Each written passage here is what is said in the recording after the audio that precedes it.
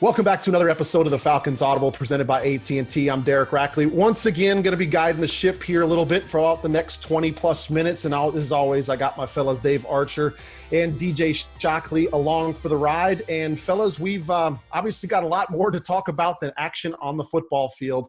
Biggest news of the week for the Falcons, of course, and across the NFL, unfortunately, has been the dismissal of head coach Dan Quinn and their general manager, Thomas Dimitroff. So, fellas, let's kind of dive right into it. Dave, you've been around this organization probably the longest of all three of us on this. Let's get your first impressions on the moves that the Falcons ownership made this week. Yeah, not a surprise, Rack and shock as to what happened here. This is a results-oriented business, and all of us have had to go through coaching changes, and we'll tell some of those stories maybe coming up. But this will be my fourth interim coach coming up with Raheem Morris. But the longest scenario we've seen, normally it's been towards the end of seasons, and you two guys were involved in a couple of the seasons I'm talking about. We'll talk a little bit about that. But I guess just initial quick hit, not surprised. Again, a results-oriented business. The only thing that did surprise me a tad was the change at the personnel department with it this early. That the DQ was shown the door this early. But I've got some insights into that, having talked to Rich McKay yesterday about it, in the fact that there's not a lot of personnel stuff going on during the season. During the off season, yes, but not during the season. He said this, and this is not something I'm sharing that was private. This is something he said on Sports Talk Radio, 92.9 The Game yesterday in our interview that we had, that the GM's role is diminished some during the regular season as far as the importance of personnel and evaluating personnel and all that kind of stuff. So this was the right time to do it. So I give Mr. Blank credit, and I give Rich McKay credit. They tried to ride this ship as long as they could, give them a chance to flip it around, and it just didn't happen. DJ, how about you, bud? Similar to what Arch just mentioned, I think the fact that when it happened, I think everybody wasn't surprised. Everybody looked at it as it was a foregone conclusion the way you started this season. Obviously, the fact of, Arthur Blank mentioned this in his press conference the other day about at the end of the season, you were at the top of many statistical categories, which gave them opportunity to come back for this next year to try, like Arch said, right the ship. The fact that they weren't able to right the ship, I thought was unfortunate. It was disappointing. I think we all have, had our own special contact with Dan Quinn, so we know what type of guy he is. So to see it happen this way is definitely disappointing. But at the end of the day, like Art said, you got to understand it because it's all about wins, and you weren't able to get it done. And to the fact that, this city deserves a winner. We got some diehard loyal fans in this city that love their team. And I remember being in the stadium this past weekend, and there were fans yelling at me like, "What are we supposed to do, Shock? Like, what, how do we get this better?" So fans, regardless of the record, were still all in on their team. And like Arch just mentioned, big kudos to Arthur Blank for finally actually pulling the plug, because this wasn't the start you wanted. Yeah, and speaking of Arthur Blank, I mean, he mentioned along with Rich McKay yesterday that, these decisions are very difficult because throughout the course of time, especially with Thomas Dimitroff, that's been there for 13 years. I mean, Arthur talked about it, that he's been with him for 13 of his 20 years as a member of the Atlanta Falcons organization. You get to know people on a personal level. And he talked about how beloved that Dan Quinn is across the NFL and how liked he is in the coaching circle and amongst the players as well, that there's a personal element to it, but he's also responsible for the most important part as an owner, is the business side of it. And he said on a couple of occasions when asked the question, where did they fall short? And he just simply said, wins, because it's all about wins. And they talked about the fact that coming into the season, it was going to be kind of playoff or bust, if you will. And I think Dan Quinn knows that. I think Thomas Dimitroff knows that, because we all know it's a results-based business. You can be liked as much as you want, but they like you a whole lot more when there's W's and there's a whole lot less L's.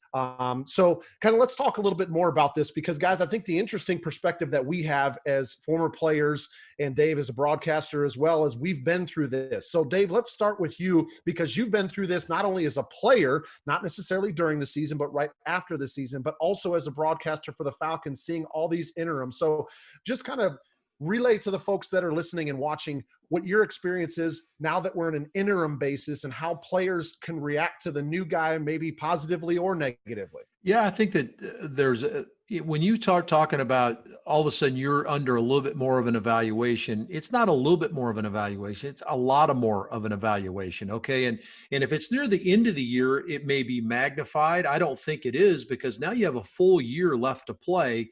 And you don't know whether Raheem Morris is going to remain the head football coach or not. He's certainly coaching to try to maintain a head coaching job here. So the players are also going to be in that realm of, okay, I'm playing for my opportunity to play here in Atlanta. Or, as we all talk about, there's tape that's going to be put on for the next 11 weeks of what am I doing? Do I show a little less effort? Do I show I've cranked it up a little bit? Those are all things that are going to be detected on tape. But in talking with players in the interim basis, we had one with you, Rack, you mentioned, with Wade Phillips. We had one in 07. We had one in 06 with some changes there. And then, of course, we've got our situation here.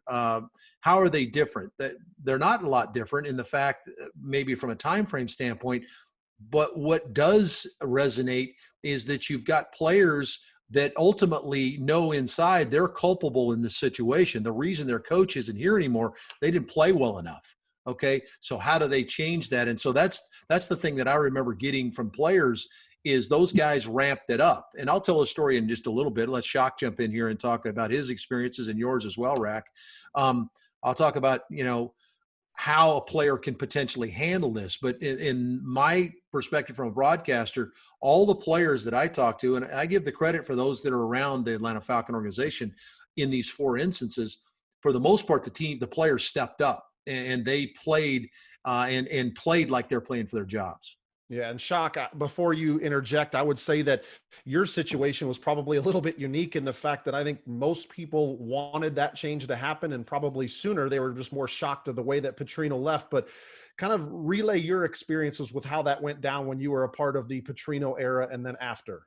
Yeah, and I think that's the one part of this story that's a little bit different is, on one hand, with Dan Quinn, we said it already, he was beloved. He was a guy that everybody enjoyed being around.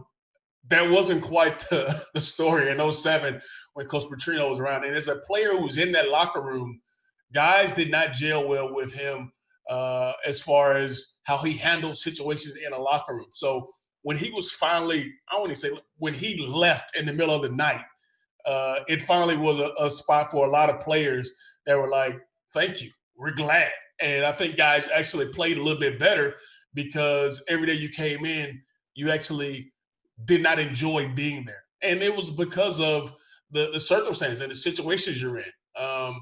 And during that time, I thought guys stepped their game up, similar to what Arch just talked about, simply because of the future.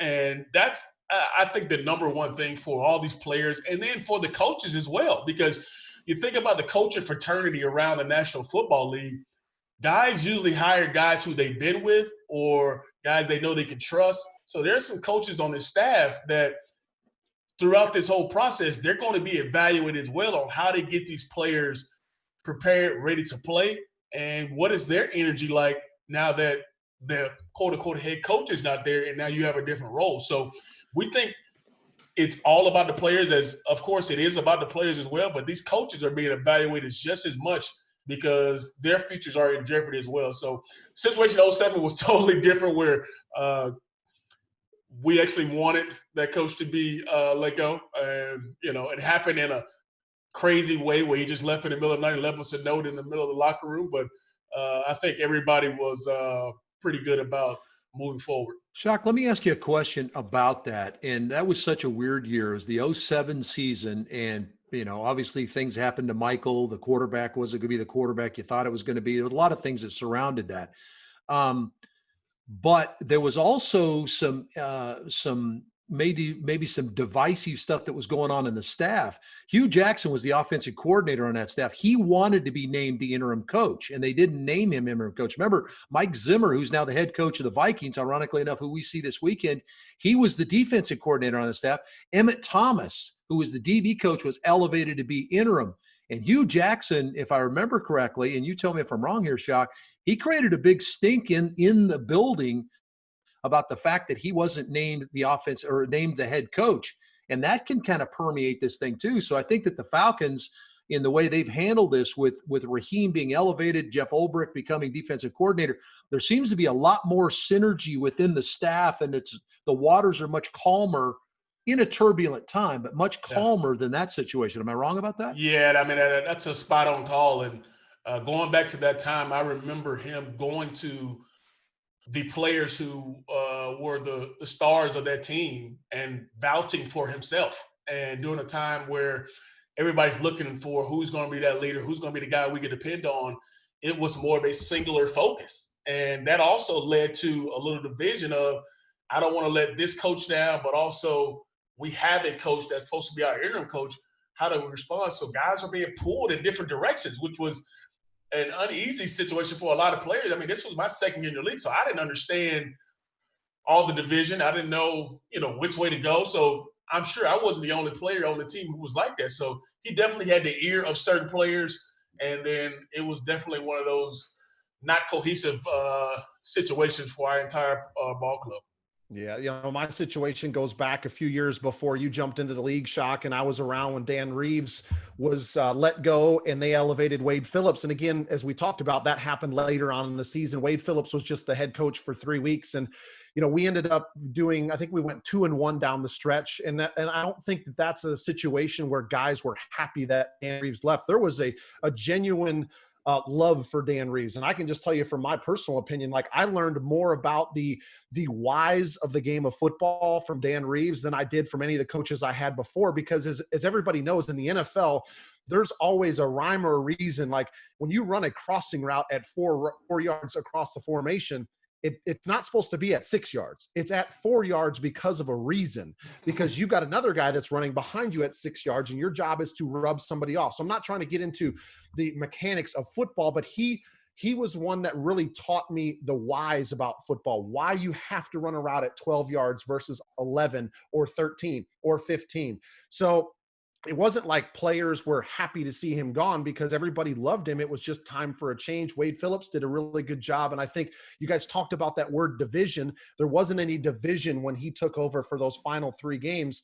So Arch, I'll throw it back to you is how does Raheem Morris navigate these final 11 games so he doesn't create any division in the locker room and make this a worse season than it's already started? Well, I think that some of that has already been taken care of because this might be the most respected coach that's in the locker room. This guy has a tremendous appeal to the player. He's got a magnetism about him that draws just the casual conversation. He is one of these guys, much like Dan Quinn, but he was a guy that really asks about your family, things like he's one of those kind of guys. And he is a very particular, like you're talking about that Dan Reeves was, he's very particular about the techniques, but he can set the techniques aside and also have that casual conversation with. So there's a natural draw from the player to the coach. And I'll also throw in the fact that Raheem's coached on both sides of the ball with this team. This is not a guy that's an offensive guy being elevated or a defensive guy being elevated. And yes, he's the DC and he's becoming the guy. But remember, he was the wide receiver coach prior to being moved over a year ago. So this is a guy that has coached both sides of the football, not just in the last couple of years, throughout his career. And so there's a nice draw and an understanding, and you guys can attest to it as much as I can. You like to know that your coach kind of understands what you're going through. And you don't necessarily have to play it on the field, but if you have managed that side of the ball or portions of that side of the ball, he's done that on both sides. And so he has an understanding of what's going on. I think that also makes this a much easier and much better choice by Mr. Blank and by Rich McKay and Raheem Morris being the guy. DJ, before you jump in, I'm going to put you back in your cleats a little bit, put you back as an active player. And if you are a player on this team right now, what are you looking to see or hear from Raheem Morris for these final 11 games that get you energized to finish out this season on a high note? I think the number one thing is the belief that he has in each guy. And there's a reason why they're on that football team. And as a guy who was the defensive coordinator on this football team, he saw every draft pick. He saw every free agent guy that come in. So he understands their role on his football team. And as a player, I want to know you still believe in me. Because obviously, like Arch mentioned, you guys mentioned already, it's a reason we're in this spot right now because we haven't lived up to the expectations of this ball club. And for Raheem, I think the number one thing he has to do is come in here and reset the focus. Say, hey, there's nothing we can do about the first quarter of the season, but we do have a say-so about what happens in the remainder 11 games. And if he comes in with that mindset and also continues that same kind of fiery, competitive nature that he has, Arch mentioned he's one of those type of guys that if you're walking down a hallway, there's going to be a 10-minute conversation with him. And that's the kind of guy you want to be running the show now because, for one, he understands, like Arch, what you're going through, but also he understands this situation is a lot bigger than a lot of people may think. And if he comes and elevates himself in a point of, I understand where you guys been, but at the same time, we have a new goal. We have a new mindset. We have a new identity that we can have in these next 11 games that will set him apart, but it also give these players another opportunity to say, I didn't play my best football in the first 4 games, but unlike a lot of second chances, I got an opportunity to continue to show that for these next 11 games. Yeah, and I think, guys, that it's. I think we're all going to be kind of curious to see how Raheem Morris navigates this thing throughout the final 11 games. But I think the bigger story here, and what most people are already discussing, is what are the next steps for Atlanta? Because as soon as you end up dismissing a head coach and a general manager, everybody wants to talk about what is the roster going to look like? What is the head coach going to look like? Should it be an offensive, a defensive guy? And I think Arthur and Rich addressed that in their press conference by saying, we're not looking at just getting an offensive or defensive guy. We're going to take a look at everything. And I think one of the biggest things he said is we want to see, are they a leader of men? They have to have shown a history that they can be a leader, number one, and number two, an intelligent football mind, more specifically talking about the head coach. So, Arch, let me get you back into this conversation by saying, in your opinion, you've seen a lot of different head coaches. You've seen a lot of different football in your time around this organization as a broadcaster. What do you think should be the most important next steps for this organization? Well, I think there's a myriad of things you're going to be able to do or going to want to do, Rack, because there's going to be, okay, are we maximizing the talents of the guys on this team, or are you looking to change the dynamic of the team? So there's a lot of areas in there, and Mr. Blank and Rich McKay were very adamant about the fact that they did not declare that, okay, this guy is going to be this and this guy is going to be this, regardless who the coach and the GM are. We're going to let those guys come in and dictate what we're going to look like as a team. So I think that that's important to remember, in the fact that you're not tied necessarily to anything. I do think there's some money ramifications that are probably going to come into play to a certain extent with some of the players, but I thought that was very, very transparent of both the owner and the president and CEO of the team saying, hey, yeah, we're in charge of selecting those people, and we're going to get the best people we can get for you as Falcon fans, but then we're going to let them do their jobs because that's why we've hired them. I think that to me is number one, is the sticking to your guns on that and allowing that to happen, and not try to tailor it or corner something in because, hey, we got this guy playing this position, or we have a guy right here that's playing like this, so we need to tailor our coach and our GM to the players we already have. They have not made that statement. So I thought that was important to reflect on.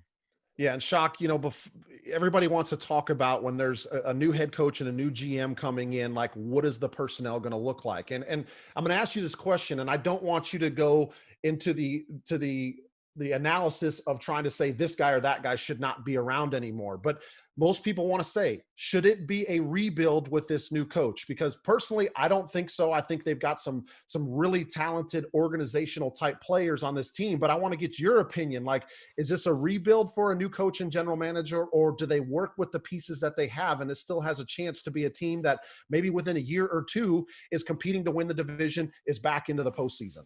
I think that's a good question you pose, right? Because I think a lot of people, that would be the forefront of how do we get better? Because a lot of fans are going to look at it and say, hey, with the way the roster is designed, we're 0-5.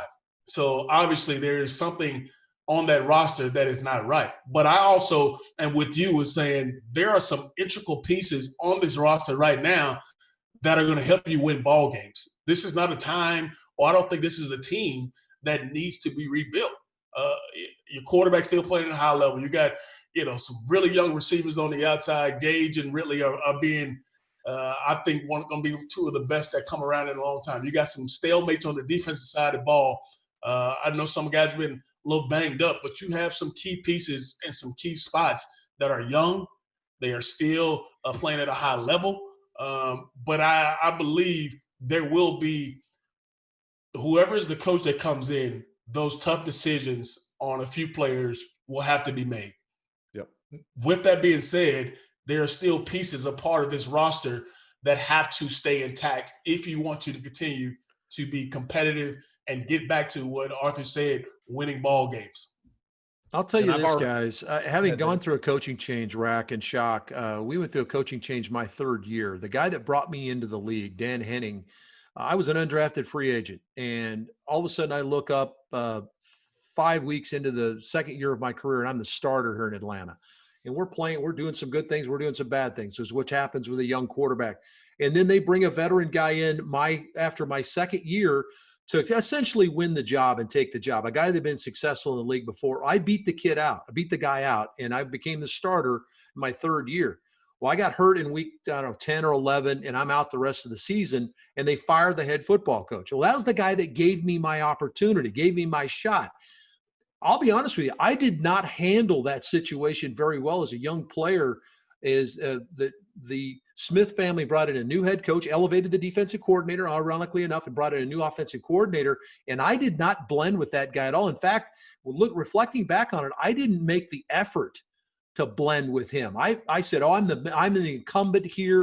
I can say, hey, this is the way we're going to do things.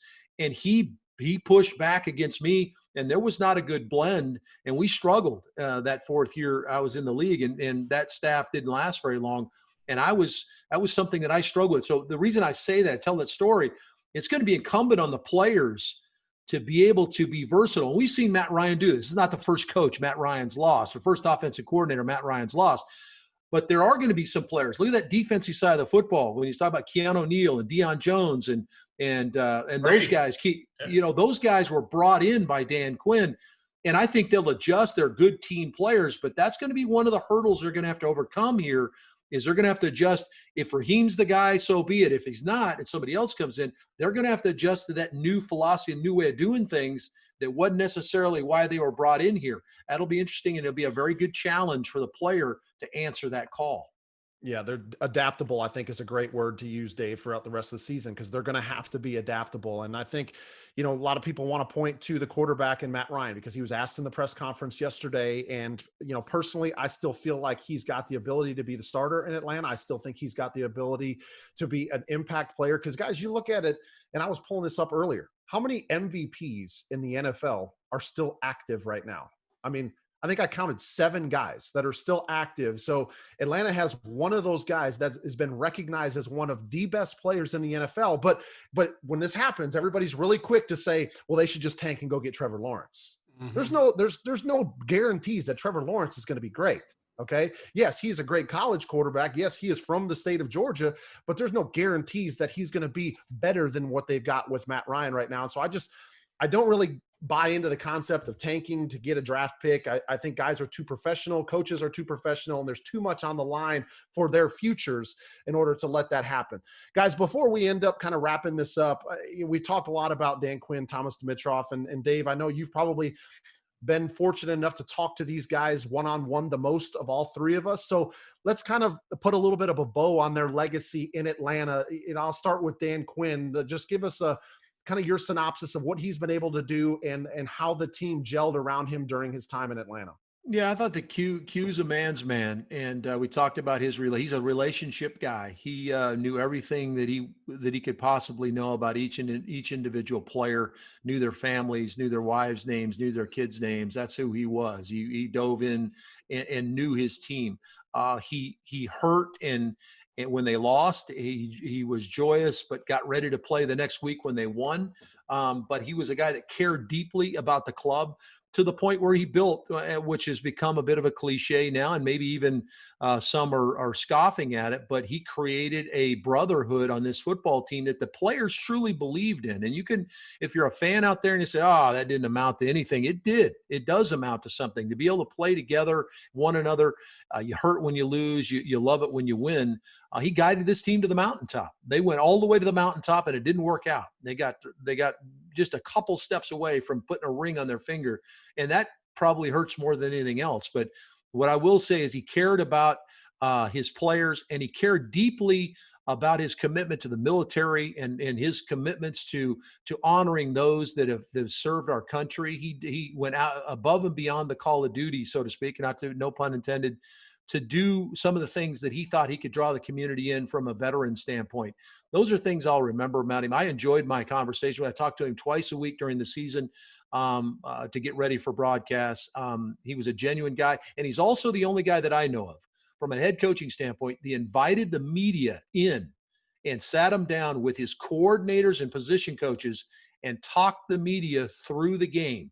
What are you trying to do? What are you trying to accomplish? This is why we call this. This is why we do that. I have not heard another coach do that before, and Dan Quinn did that with his staff. DJ, I'll go ahead and let you switch gears and talk a little bit about your thoughts on Thomas Dimitroff and his time with Atlanta.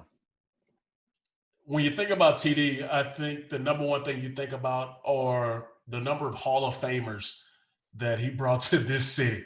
And obviously right now, Matt Ryan's still playing. Julio Jones is a for sure Hall of Famer. Bringing in Tony Gonzalez. I mean, those type of moves. Alex Mack, bringing him in. I wrote down a few more. You got Grady Jarrett, who's part of the culture. Mike Turner, Devin Hester. You know, some of those things, some of those guys, I look at it and say, wow.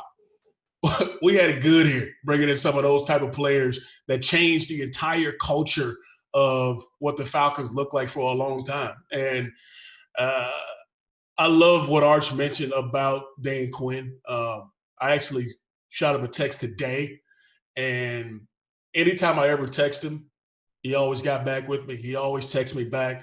The personal part of him, I think, is what makes people. And I think at the end of the day, yeah, you always remember the wins. You remember the losses a lot of the times too. But I think the thing that people will remember the most is the man, the person, how he made you feel when you were around him. And that's so evident when you watch and you listen to the players that he's coached, not even just in Atlanta, from his days in Seattle. I mean, you hear guys and they talk about him. It's next level. But I just love what they did together. Like Archie mentioned, they had a lot of good times. It's hard to win in this league. It's hard to stay on top in this league. And to do it at the rate that they did it with the style of players, the caliber of players, I speak volumes about both those guys. And one thing we do know is they wanted the best for this city. They wanted the best for this organization. And they not only did it on the field, but they did it off the field as well. Yeah, and I think all three of us would agree that these guys are very talented in what they do. And they're not going to be out of work for very long. I think both of these guys were going to land on their feet quickly. And, you know, I got a chance to text both of them. No, actually, I didn't. I don't have either of their phone numbers. Sorry, I didn't get a chance to text either of those guys. I know we didn't get into their opponent for this week, but the Falcons will be traveling to Minnesota to face off the Vikings, who just come off a heartbreaking loss to the Seahawks. So we'll see how this new Raheem Morris Atlanta Falcons ends up faring in their first week. And guys, I know we talked about being adaptable, so let's us three do it as well, because we're going to be talking about a new head coach and different performance on the field when we get back on the horn and do this. Falcons Audible presented by AT&T one more time next week. On behalf of my fellows Dave Archer and DJ Shockley, I'm Derek Rackley. We're going to sign off this week, but we'll be back next week to talk about some more Falcon news. Thanks a lot for joining me, fellas. We will see you all next week. Goodbye. You're listening to Falcons Audible, presented by AT&T.